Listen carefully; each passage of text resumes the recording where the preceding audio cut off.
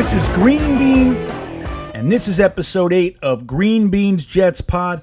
I am so excited to be here today. I really am. Today is a good day, kind of. It's a good day as an exercise in trying to make today a good day, and I'll explain what that means in just a second. I want to make you guys aware of a stat that I live with. This is mine. Now, other people may or may not share it, and we all have our own version of this stat, but this one's mine. Today, I'm recording this on Super Bowl Sunday. I'll release it tomorrow, and it'll be today for you and all that jazz. But right now, in my current present moment, today is Super Bowl Sunday. Now, this is the 38th consecutive Super Bowl where the Jets have not been in there for me, okay? So I've been rooting for 38 years, every single year, except this one. I had hope that the Jets might get in there every year. Every year when Kotite came, I rooted for Kotite. Keyshawn Johnson was drafted first overall. We signed Jeff Graham from the Bears. We had Neil O'Donnell, who just lost the Super Bowl single-handedly for the Steelers. Gave a 12th round pick MVP status. And it was Larry Brown, I think his name was. But so 38 years, no matter what the scenario, whatever the situation was with the New York Jets, I went into the season thinking, this is it. Maybe, some years more than others, like 99, this is really it. And then, it's first, second quarter, Achilles tendon ruptures, and that was the end of that. 2010 was another one. But even in the years that we weren't so good, like our off-season stuff, and I just said, okay, man, like we're going to go in, I'm going to root hard, and we're going to do it. We're going to overcome the odds. And it never happens. It never happens. So this is 38 straight years. And this one's pretty good. There's always a wrinkle for us. There's always a little wrinkle, whether it's the New York Giants playing the Patriots. Who the hell do you root for in that? And I mean, obviously, for me, I have to root for the Giants, but I don't want to root for those guys either. Remember, for me, I don't root for anything except the New York Jets. That's just me. I'm not saying I'm right, wrong, you're right, wrong, whatever you do. The way I root for teams is that I root against teams, against players, and all that. The only way that I'll root for something is if it has benefit to the New York Jets. So that's how I see things. It's just how I roll. It's how I'm wound or unwound, whatever you want to say about it. So this year, it's extra fun. Here's the layers of pain for us this year. This year's pretty good because we get to watch Tom Brady in the Super Bowl yet again. Now, Tom Brady left, not retired, but he left the New England Patriots, which is good for us. It is. But then he goes down to Tampa Bay and he takes this team to the Super Bowl, which is just gross to me. Okay, I don't like it. But if that wasn't enough, there's a coach over there who was our head coach for 4 years. Todd Bowles is also in the Super Bowl. Now, he came over to us, and he was a failure. He was a monumental failure. The first year, 2015, we signed Revis back. We got Marcus Gilchrist and Buster Screen and Antonio Cromartie. We drafted Leo. And we had Wilkerson and Sheldon Richardson and Snacks Harrison and all these guys, right? So we had a good year. We brought in Brandon Marshall. We had Eric Decker. Oh, man. Fitzpatrick. And the magic of all that got us a pretty good year. But as is standard for us, we ended up losing in the last game to Rex Ryan's Buffalo Bills. Little, yee, take that, Jets fans. Like, that's how it goes, right? Yeah!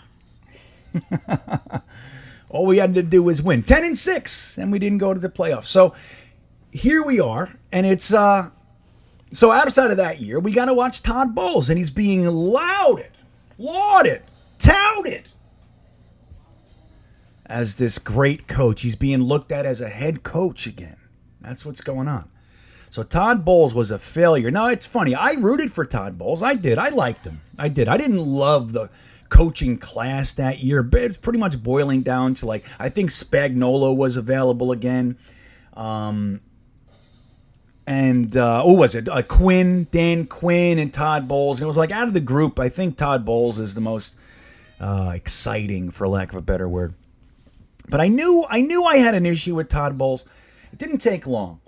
It was as soon as he talked Chan Gailey out of retirement to be our offensive coordinator. It's like when you're rooting for a team, you like to think when you start a new regime that the guys that you have in your leadership positions, they might be able to break some ground, like be cutting edge, like fool the league, be better. And when you talk someone out of retirement, it's kind of the opposite. Now, Chan Gailey ended up being pretty good for us, especially in 2015. The guy's a good offensive mind. He is. But he was retired. Okay, so as soon as Todd Bowles came and talked him out of retirement, I was like, That was my first thought. Really? This is what we're doing? So, and then after 2015, he did have a good year with Fitzpatrick and Marshall and all the guys. But then 2016, not as good, and then he left, and Bowles hires Chad Morton. Was it Chad Morton? Chad Morton was our special teams guy for a while. I don't know. Morton. Chris Morton? John? Bill Morton. So he hires Morton, does a good job, and he fires him. And then guess what Todd Bowles does again? I don't think this has ever happened in the history of the NFL.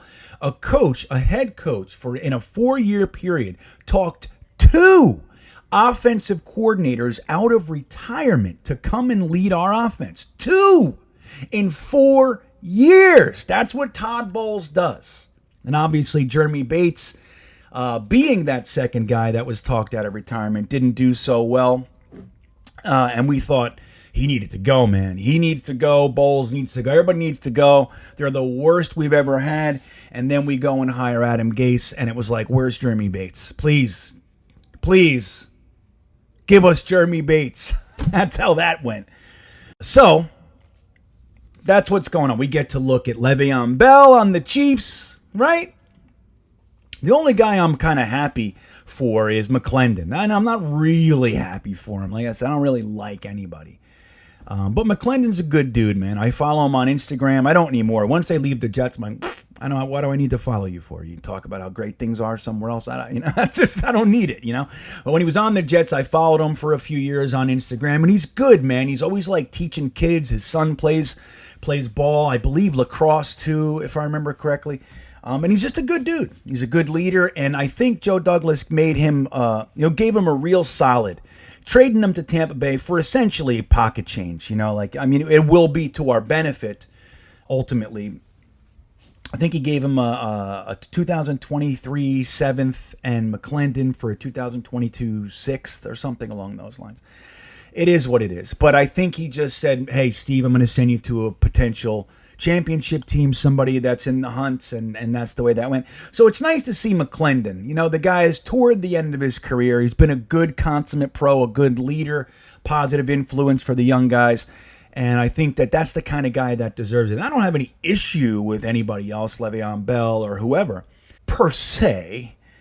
But, so we get to see Bell, Bowles, Brady, the Bell of the Bowls, and in this Super Bowl today. So by the time you hear this, you'll know who lost or won. I will make a claim now. So when this goes out there, you'll just be able to tell me I'm right or wrong instantaneously. I'm rooting for the Chiefs, man. I'm hoping Mahomes, the new guard. Generally speaking, I would be an old guard guy. I'm old school. I would love to see the old guy. But this is reminiscent of like the Namath Unitas thing. And it's just like, I'm all new guard. Let's go, Pat Mahomes. Let's go, Josh Mahomes. Let's go, Jacob Mahomes. So anyway, listen to this tidbit. What an exciting week we're having, right? So this little tidbit, Alan Faneca just got voted into the Hall of Fame. I was waiting to hear Joe Klecko's name, but I'm pretty much letting go of that. I think that we've made the case as best we can.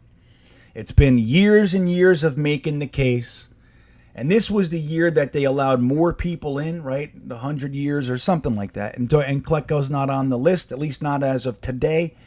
And it's just so it is what it is, guys. I wanted to hear him. I think he deserves it as far as being on the field. Mark Gastineau deserves it too. I want you to know that. He's the true sack leader. Nobody's touched what Strahan and Gastineau did since, too, man. He should be in there, man. He changed the game. All these punks are doing war dances and stuff. Now, every little player, every tackle, we see a war dance. Oh, sack dance, right? A little sack dance. But anyway, so Klecko didn't go in, but Alan Faneca did. Now, technically speaking, this is a Jet. Not really, but he is. But I want to point out something interesting. Just another Jet stat for you. Alan Faneca was a Pro Bowl guard for us for 2 years, 2008 and 2009. And he was good. He was good.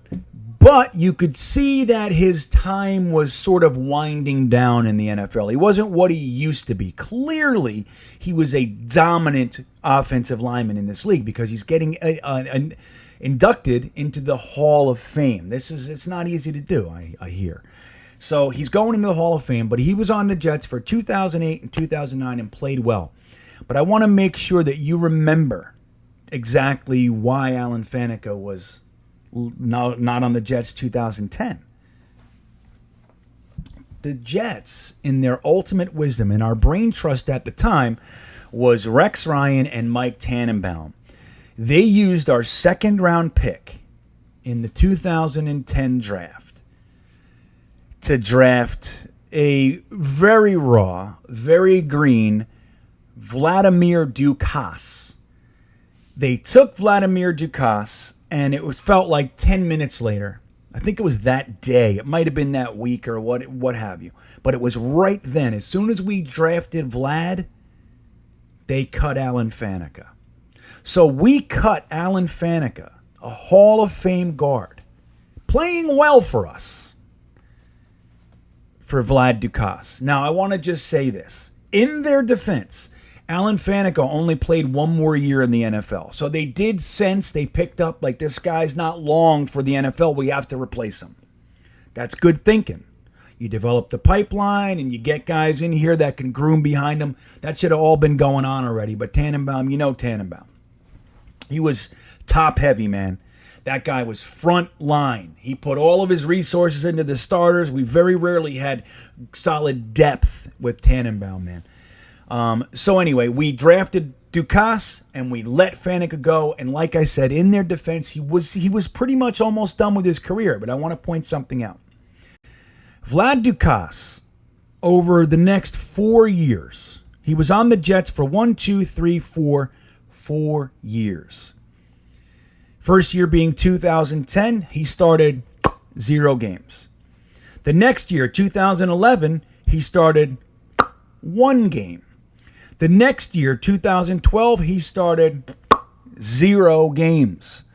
And the next year, 2013, his final year for the New York Jets, he started, this was career-changing stuff here. He started 4 games for us. 4.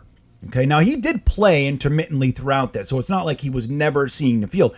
But he was not a starting guard for us. He would come in and spot duty and things like that, and he looked like hell, man. I don't know if you remember that. He had like a couple good games where we thought he was going to turn it around and be something for us, but he never did.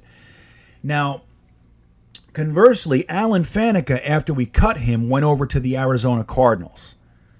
And Alan Faneca started 16 games for them next year. So in that 1 year, Alan Faneca, and at the end of his career, wasn't the player he used to be, clearly. But he was still light years better than the replacement that we drafted for him. And in one season, he started more games than Vlad Dukas' entire Jets career, which was 4 years. Now, Vlad Dukas did stay in the league until 2018. He never started 16 games. He played for Minnesota for a minute for 1 season, started 6 games for them. Then he moved to Chicago, started 11 games for them. He went over to the Baltimore Ravens, started 8 games for them. And then he was on Buffalo the final 2 years of his career.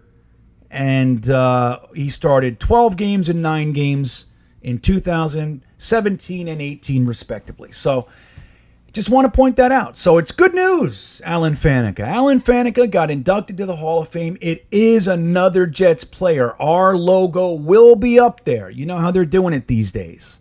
It's all the teams. If you spent a half hour with a team, they put you up there, just like Ed Reed with the Texans. He didn't even play for them, I don't think. He just signed with them, but they were up there because he was there. And I think that's probably the best way to do it. You know, if you were at a place, I mean, you could have a place where you were more, associated with, like Ed Reed is a good example. He said, now look, I appreciate the Jets, I appreciate all that stuff, but let's get straight here. I'm a Baltimore Raven, and I agree with that. Just like Mawai was a Seattle Seahawk for 4 years. He was with the Jets the larger portion of his career. I think it was 8 years, and I might have that wrong, but something like that. And then he went to the Tennessee Titans for 4 or 5 years. So the lion's share of his career was the Jets. And he was a Jet. He talked about the Jets more than anything. Vinny Testaverde, Wayne Corbett, all those guys. That's what he talked about. Chad, So, but he was still up there as a Seattle Seahawk, a New York Jet, and a Tennessee Titan. And I think that's probably rightfully so. So we're getting another one in there. It's a backdoor approach, but we're getting one in there, man. So good for you, Alan Faneca. I appreciate your time, and I'm sorry. The Jets are just so boneheaded with our decision making. I mean, the move then, I think we had money issues and everything too, like was standard with Tannenbaum. But I think the move would have been to keep him and let Vlad Dukas simmer for a minute, right? Wouldn't that have been smarter? So let's get into some news this week. Well, first, you see this little dangling fruit I got here? What do you think of this thing, huh?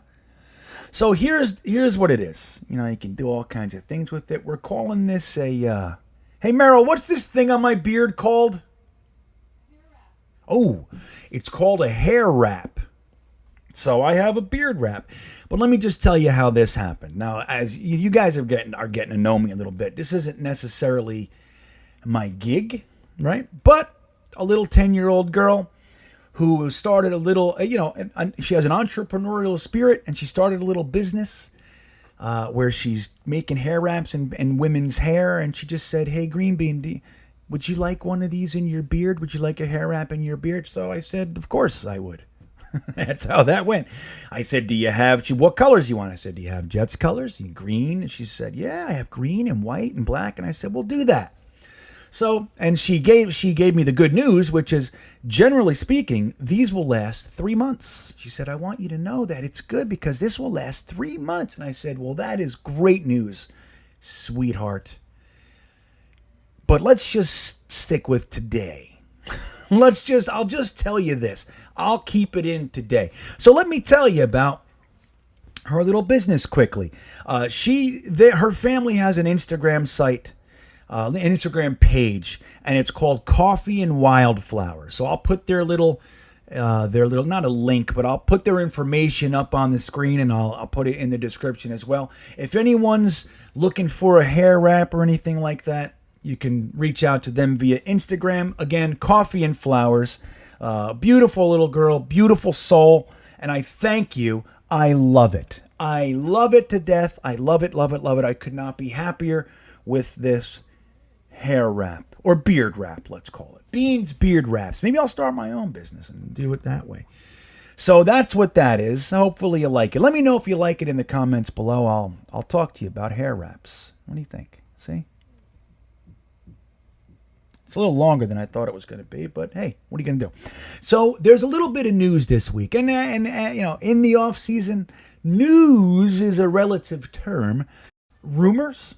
There are some rumors. So let me get into a couple of those, and then we'll see where we land. Okay. So first thing I want to discuss with you is this Sam Darnold stuff, huh?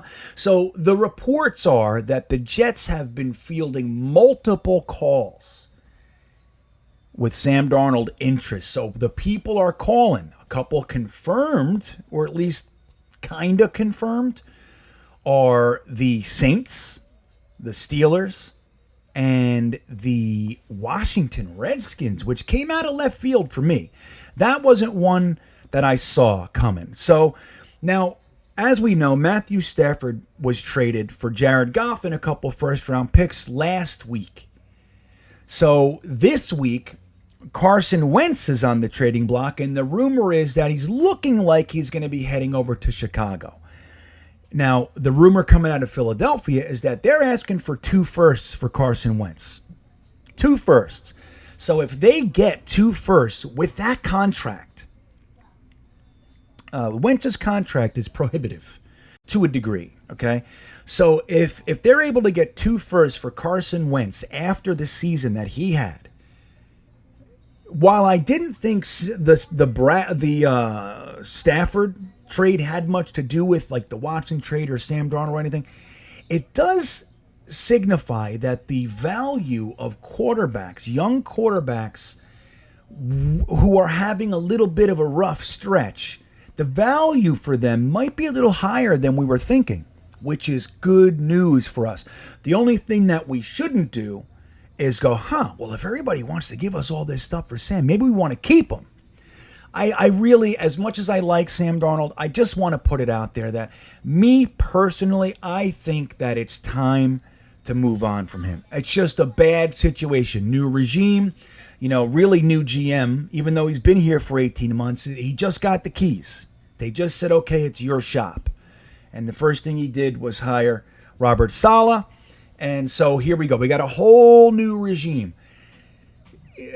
Giving him his 5th-year contract, and 5th year, and all that sort of stuff. $25 million and not knowing. Well, I think it's time to it's better, it's smarter to start clean.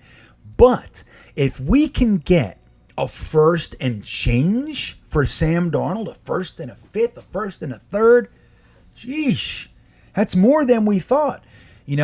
Toward the middle of the year, I was really wondering if Sam Darnold had any value, like 3rd, 4th round pick, because he was playing terribly, especially after Flacco came in and moved the ball. Okay, now Flacco wasn't anything groundbreaking, earth-shattering, but he was able to move the ball, man. And then Sam came back in and done, dud.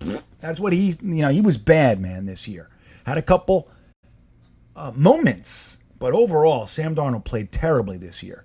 Line, Gase, receivers, injuries aside, Sam Darnold played poorly, to say the least, this year. So I was thinking that his value was very low. The idea that we can get a late first, is good news. The idea that it might be more than that, or let's say for 1 second that Washington wants to trade us their first round pick for Sam Darnold, that's pick 15, right? Let's take a look here.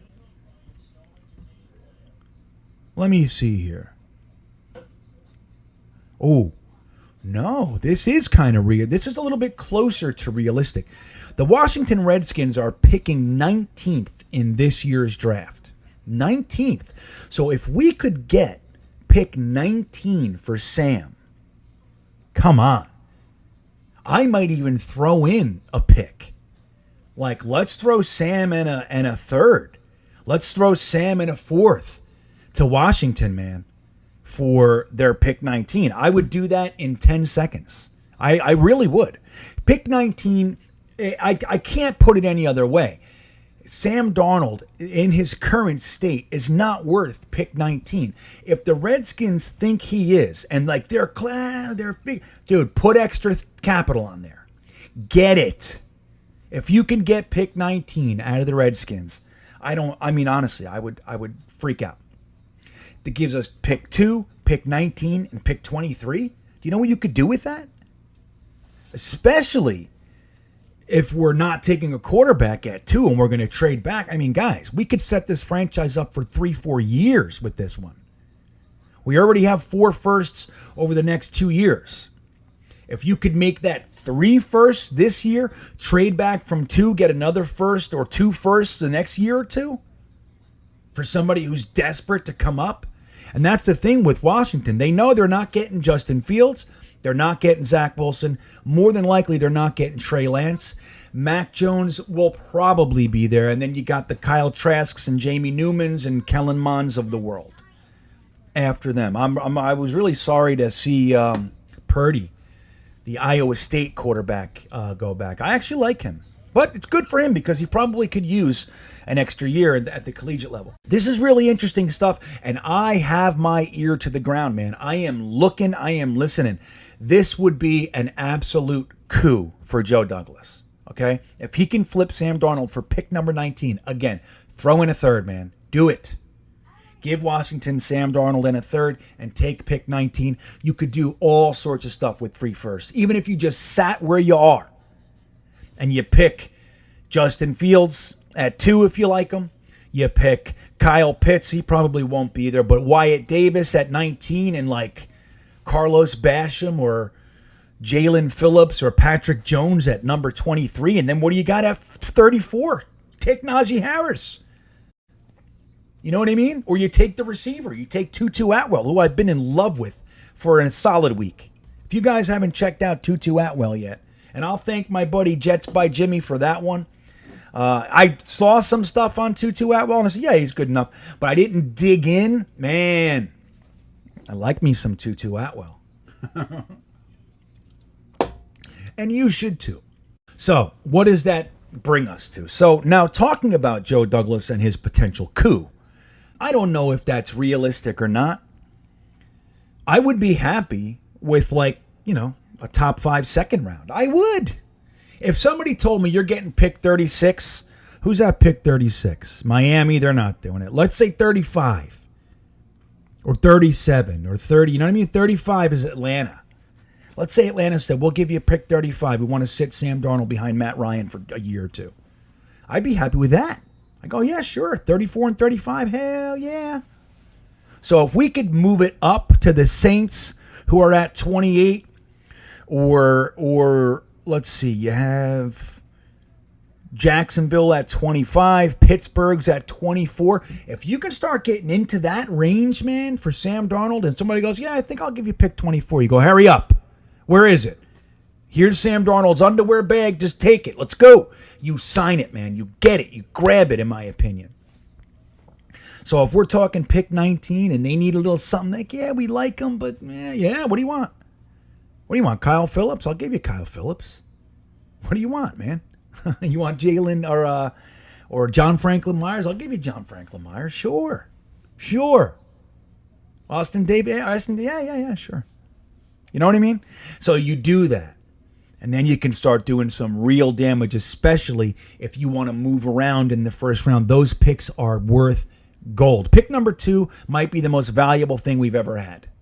Honestly. Remember, the Jets have not been this high in the draft. As much as we suck and as bad as we've been, especially this last decade, the Jets have not been higher than 3 since 1996 or 97. That's it. Think about that. We haven't been this high in the draft. I don't know how high anybody is, but we have not been this high up in the draft order since 1997, when Bill Parcells traded back in a brilliant move. He passed on Orlando Pace, spooked Peyton Manning into staying in school. Oh, my God, the options that were there. And we got James Farrier, and we got, what the hell's his name? Dedrick Ward, Leon Johnson or something. I don't know. It was not worth it. Let me just say that. So the second overall pick, granted, it's not the first overall pick. That's the most valuable thing in the world, especially with Trevor Lawrence sitting there. But make no mistake, people love Justin Fields. People love Zach Wilson. And I would be willing to bet that people love Trey Lance. If they could get up to number 2, realistically, if they could, they would be willing to give up quite a bit to get there. Teams like Carolina. Okay, you don't think Carolina would love to jump up to 2? We'll give you number 8. We'll give you our second. We'll give you next year's first and a 4. You know what I mean? Yeah. I didn't do the math of it all. But the thing is when there are quarterbacks that are coveted up that high, the premium goes up. So you start with the draft value charts, and see where you think it lands. And then you go, okay, well, that's where we are. So we're at a second and next year's first and third. That's where we are. But I got other people calling with that. So who's gonna take it? We got quarterbacks up here. Teams will say, all right, I'll give you the next first. I'll give you the next second too. And that's how these deals happen. That's how the Rams get Washington to pony up 3 firsts and a second to move up a few picks. I would love to slide down to 8. Wouldn't you? If you could get 2 more firsts and 2 seconds, or 2 firsts and a second and a fourth, or something like that, to move down a few spots, see who lands there. Let them take Justin Fields. Let Matt Rule take Justin Fields. Then you got Atlanta. They'll probably take Zach Wilson. So their quarterbacks are gone. And who you got? You got Trey Lance. You got Mac Jones. So, and the way to look at it is Zach Wilson better than Mac Jones in 2 firsts and 2 seconds? I don't know. I mean, if you can't play, he is, right? If Mac Jones sucks. But I don't know. There's a lot of people that say some things.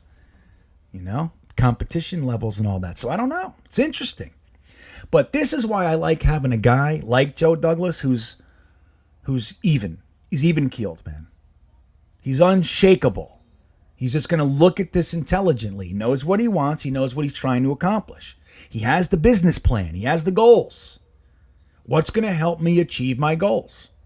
But I'm going to tell you, and I'll make a video about this, breaking it down. I have a sneaking suspicion that Mac Jones might be on the same tier in Joe Douglas's eyes as some of these guys named Wilson. I'm just saying. I think Fields might be a little bit more of an X factor. Lance and Fields, man, they're athletic dudes. They all are. There's a good crop of quarterbacks this year. I think Fields has that real boomer bust stuff, though, man. So, but look, you got a legit offensive coordinator now. You have a staff now. Maybe you take the boomer bust. Joe Douglas did it before, didn't he? He passed on Wirfs to take Becton. That was the boomer bust. Wirfs was safe. Remember, you ever see that video of Wirfs jumping out of the pool? Like he's standing in a pool up to his chest and just jumps out and lands on his feet? I can't do that. I don't care how many hair ties I put in or hair wraps. I can't do that. You can't do that either. Stop it. There's no way. So, but that'll bring us to the other part of Joe Douglas. Now, there was a report that came out this week, and I found it fascinating, that said Joe Douglas didn't like last year's free agent crop. He just said, didn't really think all that highly of the crop as a whole. So people are upset that he didn't spend all this money and stuff. What are you going to do? You got to build a team and blah, blah. And especially for us, for Jets fans, we're used to making splashes. We are.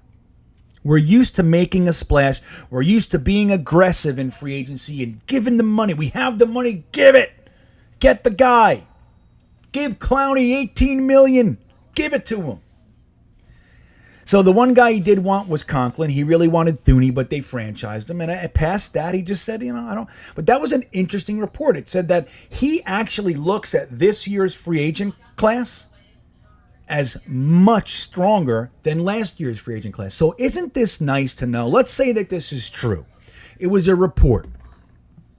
Like I said, this time of year, you don't know what the hell you're reading. Number one, you have guys trying to get clicks and readers and everything else. Okay, views, right? You have that. You have clickbait all over the place. But even aside from that, you have all kinds of rumors. You have misdirection, smoke and mirrors. You have all this stuff that's legitimately going on right now. They're floating reports. They're using their beat writers and media sources to get people to think one thing or another. There's all kinds of stuff going on right now. Okay? So we don't know what's real, but it does make a lot of sense that Joe Douglas didn't really love the class last year. And isn't it, let's say this is true, isn't it nice to know that the pressure, especially for a guy in his first real free agency period, didn't succumb to the pressure to sign a big name? The Jets GMs have always felt that pressure.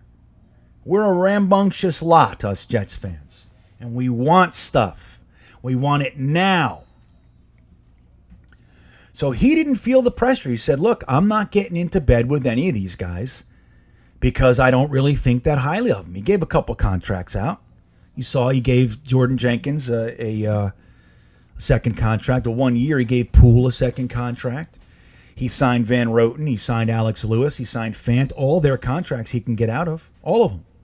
So they were like, yeah, if we like you, if you play well for us, we'll keep you. But if we don't think you did, I can cut you. That's the kind of contracts he gave out. And the thing is, guys like Van Roten or George Fant, they weren't going to get contracts really anywhere else. You know what I mean? They would have gotten hired somewhere, but not like that. So he just said, hey, I have the money here. I'll give you $9 million a year, Fant. Play for me. Let's see how you do. If I like you, I'll get you for $10 million next year. If not, I'm going to cut you. You know what I mean? That's really what it boils down to. So he'll look at the right tackles. He'll see what he's got. And if he can find someone that he feels like is a better fit, he'll let Fant go. The truth is, I don't think we need to, but he does have a price tag on him. So it's just so good that if you look at it through the lens of you have a GM that's actually thinking long term, not right now. He doesn't need to save his ass. You know, he doesn't need to do anything right now. He's building a foundation.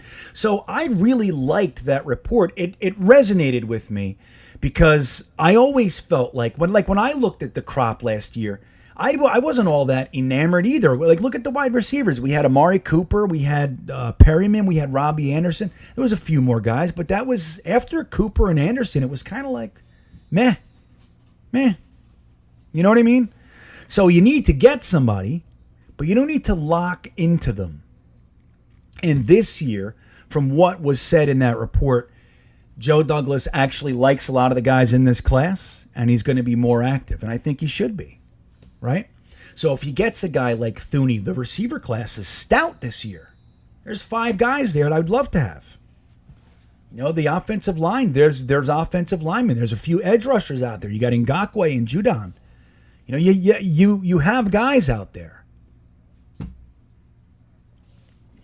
You have the ability to get these guys because you didn't waste the money last year. He kept it. He's rolling it over. When Joe Douglas cuts Henry Anderson, loses the Sam Darnold contract, we're talking $80-90 million. A couple other cuts, Doxson and some others.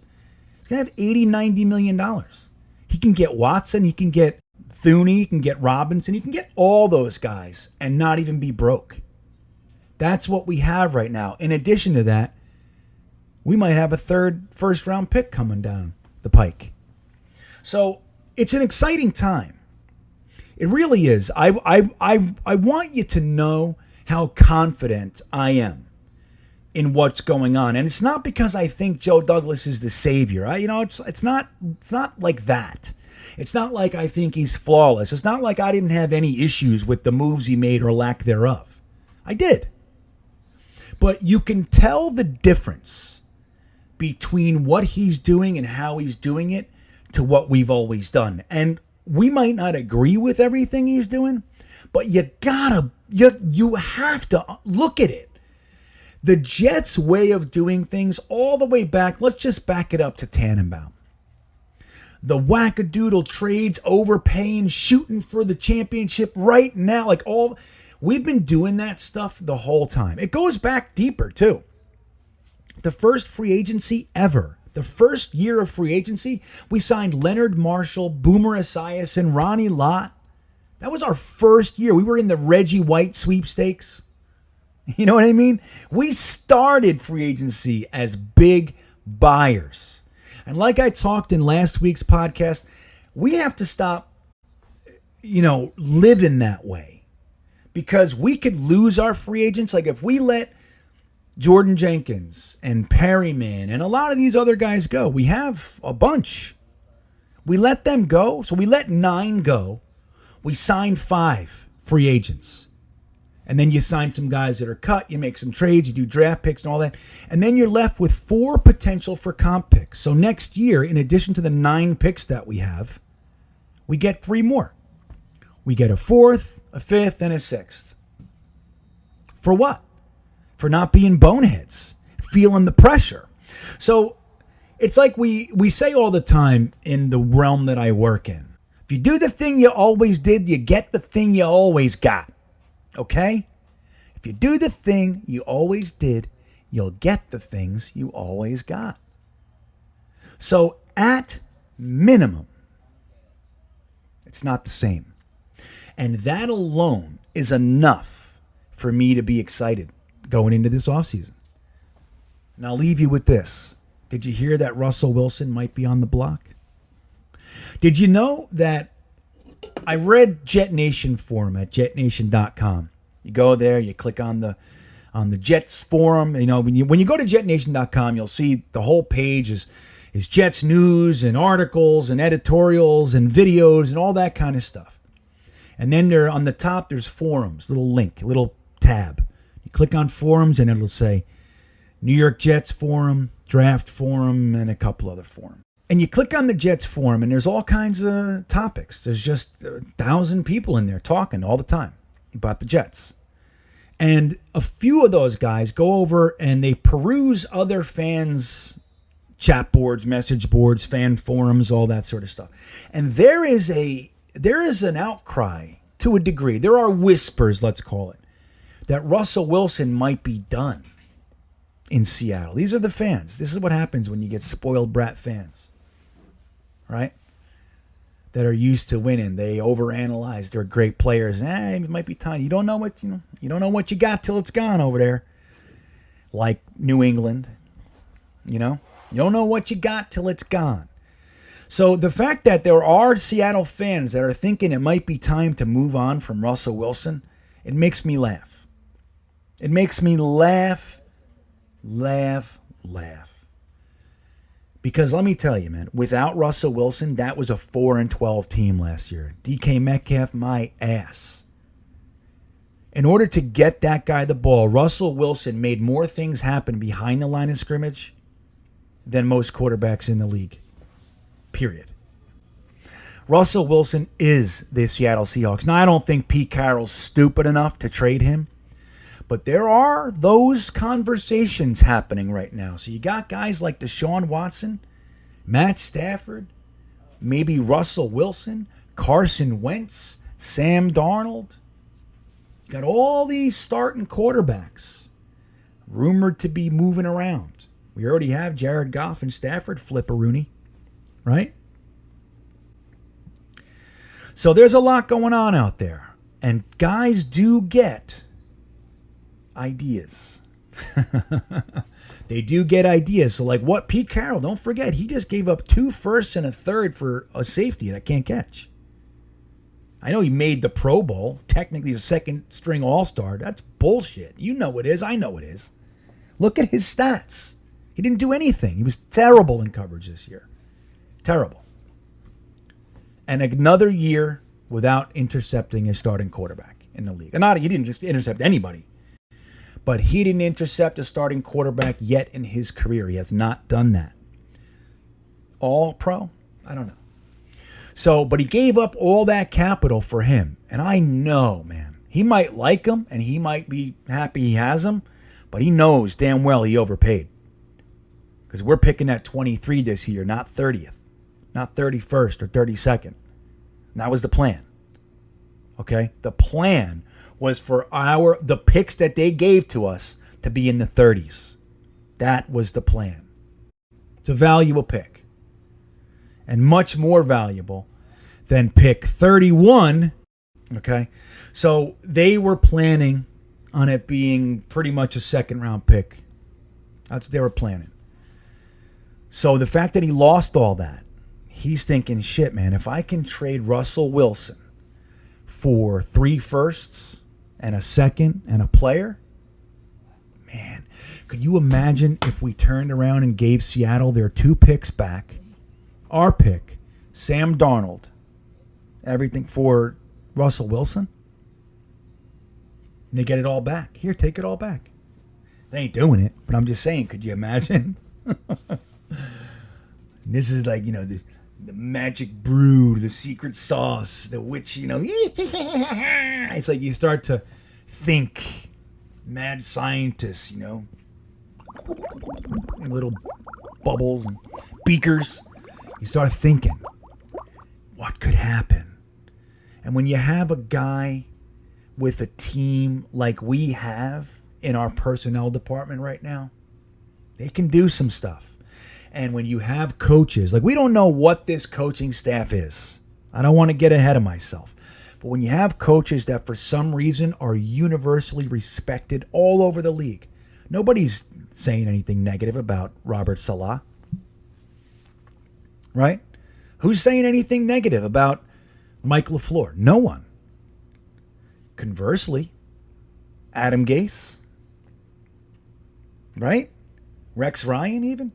There were contingents. So like, I wouldn't hire him as a head coach.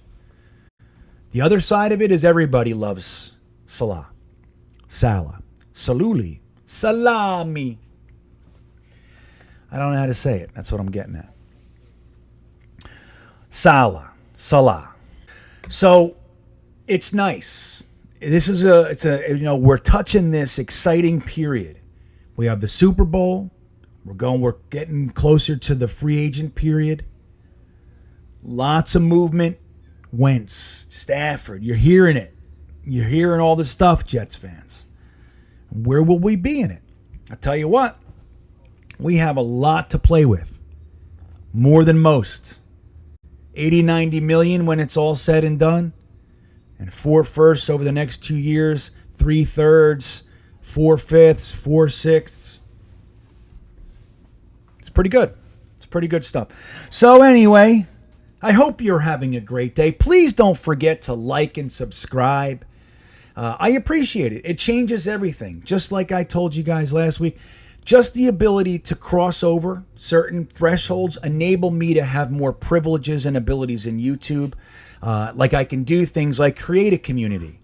My website is almost done. That's where you'll see all the Green Bean merch and all the hub for everything I do. That's going to be the hub. All the editorials, everything that goes on. We have big plans over here in Greenbeanville.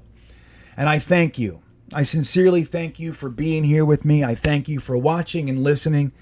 I couldn't appreciate it more. If you have anything to say, please drop a comment below. I love talking to you guys. I mean, anybody who's done it will tell you, I listen. I respond as best I can. So like, subscribe. If you want to follow my National Coaster Tour, as you know, my wife and kids and I are living in this RV, traveling the country with the specific purpose to ride every roller coaster in the country.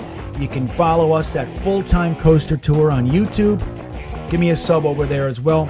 I would be greatly appreciative. And with that, let's end this with a big old-fashioned screw you, Tom Brady. Go Jets.